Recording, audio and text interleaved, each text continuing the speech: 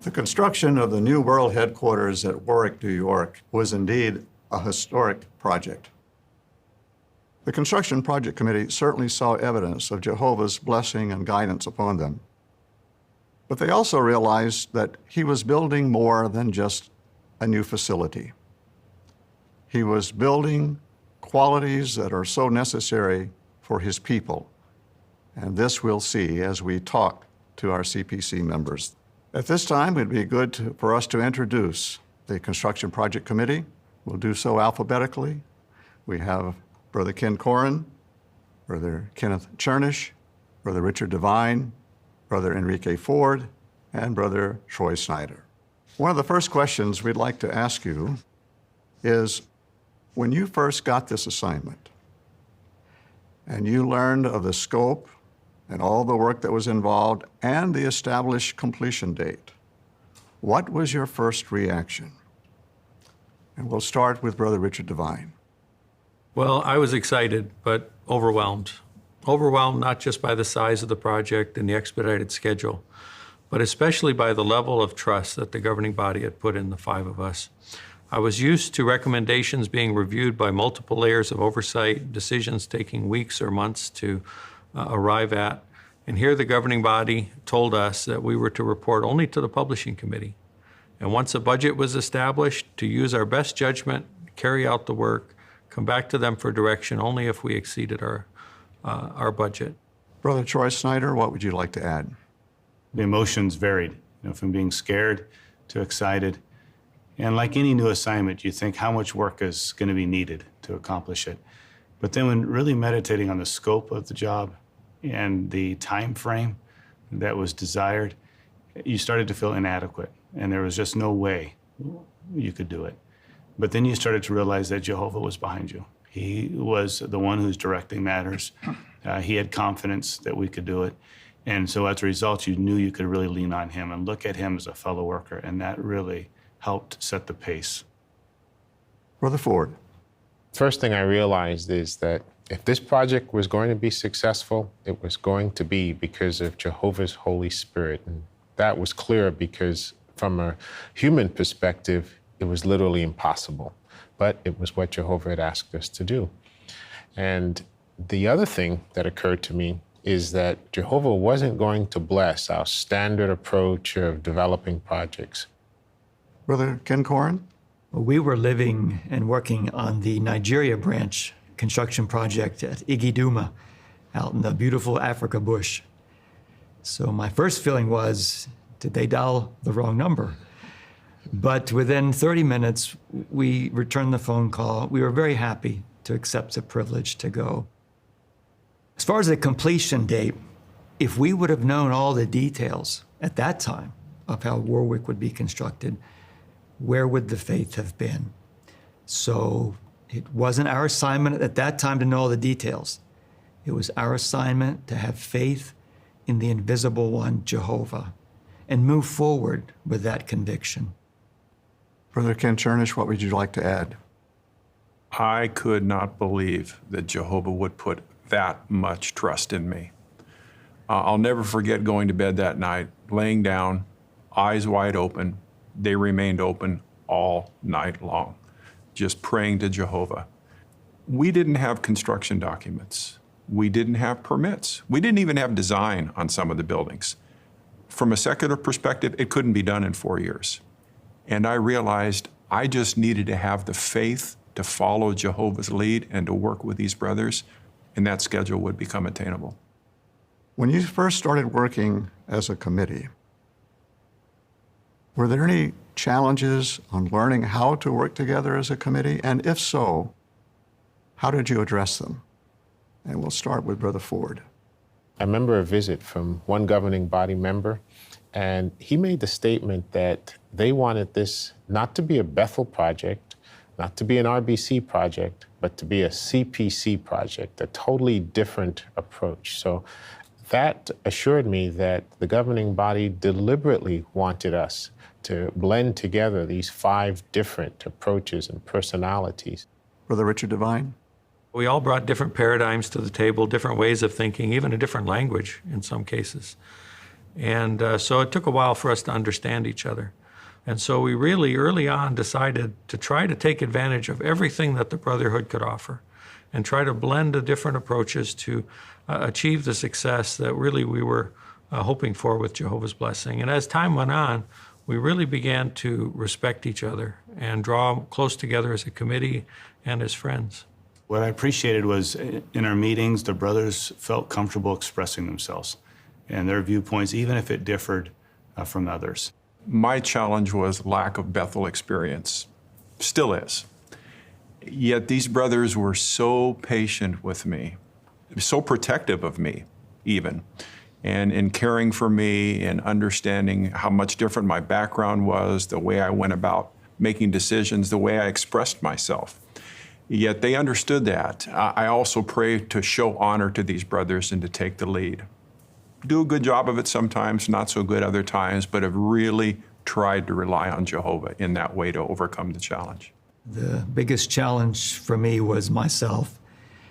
I could quickly see why Jehovah had brought the other brothers together with their experience in construction and engineering and business administration and many years at World Headquarters.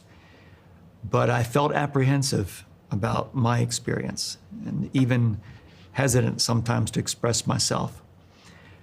But I kept up my spiritual routines, field service and prayer, meditation, so forth. And in time, I realized that I needed to show more personal faith. Well, specifically, to show more faith in not comparing ourselves to others and not neglecting the gifts that we do have to offer Jehovah. So I benefited from every brother on the committee. I'm refined, and I'm very thankful to Jehovah for helping me grow. It's very commendable, a good example for us.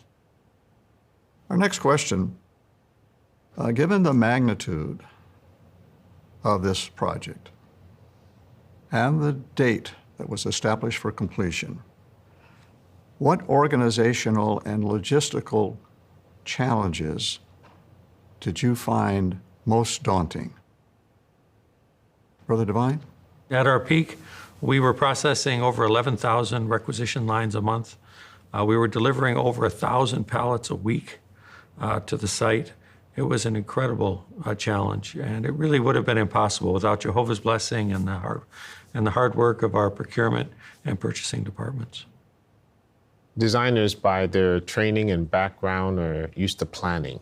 They're used to starting a project with the determination of how long would it take to get the design finished and then scheduling forward.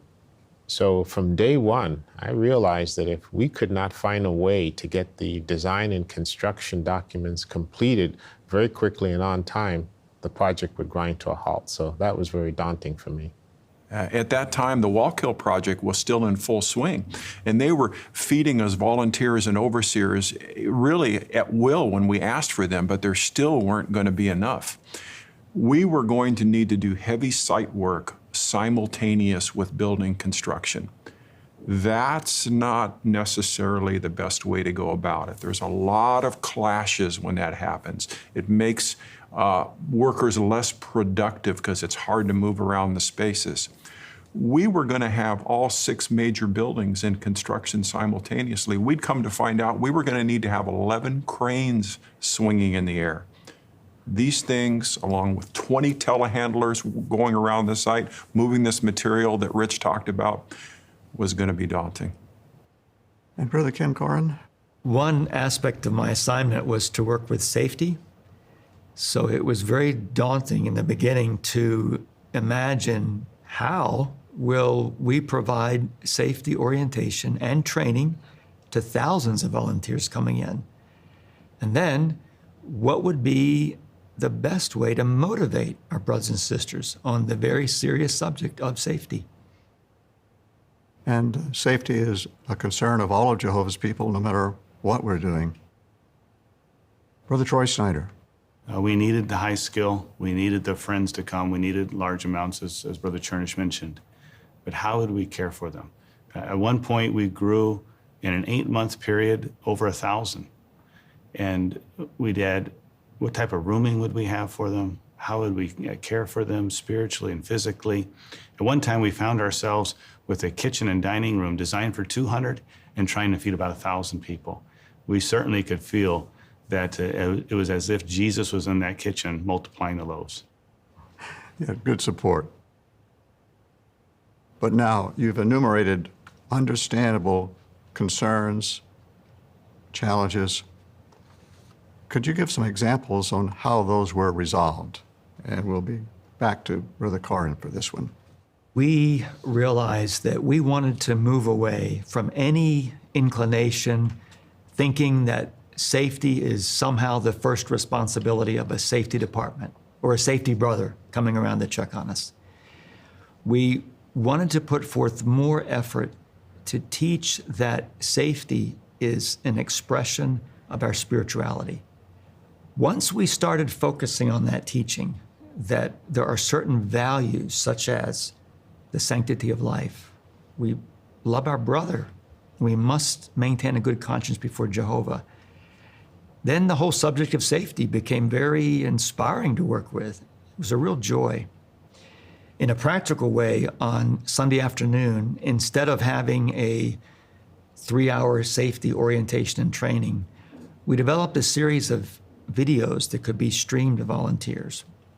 Before they came, several weeks ahead of time, they could watch a video, take notes, watch it again if they wanted to. And what it did is it significantly increased the quality of our safety orientation and training for the entire project. Enrique Ford. We realized that we couldn't be paralyzed by fear just because we'd never done something this way before. We had to move forward with faith. An example of that was, as a committee, we made the decision to model the building in 3 dimensions on a computer before we started construction. Now, we had never done that before, and not to speak of doing it on a project of this scale, complexity, with this deadline. But we moved ahead in faith, and Jehovah blessed that effort. We'd like to develop that a little bit further. You've given us some examples of how Jehovah's Holy Spirit was certainly there, his guidance and his blessing. Could you give us some more examples of that? And we'll start with Brother Chernish. A lot of decisions that were going to have to be made. What could we self-perform? What would we need to outsource to get done in 4 years? And we would also come to learn through this process that if we stopped, if we prayed, if we talked about it, and if we were all in unison, we would see Jehovah's direction. It was very faith strengthening, and we would see Jehovah's Spirit work upon the contractors that were working here. They would come to us. We've never swung this many panels on a building in a day. We did 33 today. We're accustomed to doing 16. We would chuckle off on the side. We knew what they were benefiting from. Jehovah, too, was moving their actions because it was his will and his purpose for this to be done. So seeing this level of blessing and Holy Spirit was really faith strengthening. Troy Snyder. Early on, we received a letter from the governing body to our committee reminding us that though they wanted the project done in an expedited fashion, they didn't want it done in a way that hurt the brothers spiritually.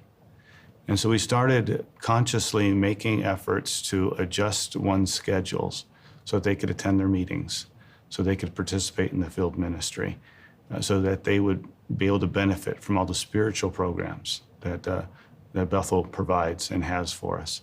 We were even able to adjust some of our dear sisters' schedules so that they too could keep up their spiritual routine. And every time we did that, it didn't seem logical from a human standpoint, but the project accelerated. Rich Devine. Well, I think we've prayed more on this project than any other theocratic project I've ever been involved with, not only as a committee, but every department, every crew would pray together. If we talked about work, we prayed, whether it was technical discussions or anything else, we always prayed. And it really made us feel that Jehovah was a part of our daily work, that we were really fellow workers with him. And we really felt that. But also, I think the most dramatic evidence of Jehovah's Spirit was the manifestation of the fruitage of the Spirit in our brothers and sisters. Despite long work hours, hard working conditions, difficult living conditions, an expedited schedule, you could still see the love, the hope, the joy in the brothers every day. And this really, really helped me to understand how Jehovah's Spirit was so active here. What would you like to say to the Bethel family and to the thousands of willing, hardworking volunteers that came from the field to assist you? Perhaps we can start with Ken Corn. Well, many thousands of years ago, we remember the sacrifice of Abel because out of love, he gave the best he had. So we say thank you to the brothers and sisters who supported the project out in the field, out of love, giving the best they had, was often their prayers. Others came physically, giving out of love the best they had. So may all the brothers and sisters remember that this was the reason they shared in the project. And it is something that they and Jehovah can remember for an eternity. Ken Chernish. Like Brother Corn said, I would just like to say thank you, and especially to all of the brothers and sisters in the Bethel complexes in the U.S. branch territory. They treated us like a parent would treat a child, so lovingly. They gave us everything we asked for that we needed. The friends out in the field, we've talked about them so much. They turned their lives upside down to come here and work with us. Did they benefit? Absolutely. And we so appreciate how they put up with us, how things changed, the schedules that we imputed upon them to get this work done. We know they benefited as we did, and we'd like to thank them so much. Rich Devine. Thank you for sacrificing your money and your time to come and help us. Thank you for interviewing and sending such capable volunteers. Thanks for working in the rain and the snow. Thanks for enduring long bus rides and living in hotels. Thanks for being our friends, and thanks for the wonderful spirit that you showed through the whole project. Enrique Ford. As we had opportunity to eat with the volunteers, work with them, travel with them, it became evident that every one of them had a story as to how they got here. Sometimes it was the supportive mate that would pick up the slack while they were here on the project. Other times they talked about their children and how their children encouraged them, supported them so that they could be here. There were even some brothers that told us about how the entire congregation supported them financially, as well as covering their assignments back home, because the congregation wanted to sponsor someone since they couldn't come. So we just want to thank all of those volunteers and the support that made it possible for them to come. Troy Snyder. We love you very much. And Jehovah united us as a family in a period of time to accomplish something for his glory. And I think we personally would love to be able to express our appreciation and reward each person for what they've done.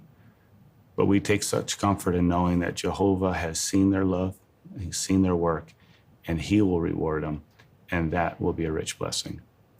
Thank you for those heartfelt expressions. And in conclusion, we just have a few brief comments. We have heard, and rightfully so, the governing body offer warm commendation and appreciation to all of you on this committee, as well as to the thousands who have supported the project. And at this time, we'd also like to take this opportunity to thank your wives for their hard work on this project, their patience, their endurance, and their absolute support that they gave. It's most appreciated, and I know you appreciate their support, and we do too. So the lessons that we all learned, thanks to you from this project, thanks to Jehovah most of all, will benefit us now, but right on into the future, as your comments have alluded to. So once again, thank you for taking the time to share these observations. Thank you for your hard work. And it will be a privilege for all of us to continue to work shoulder to shoulder with the one who constructed all things, Jehovah God.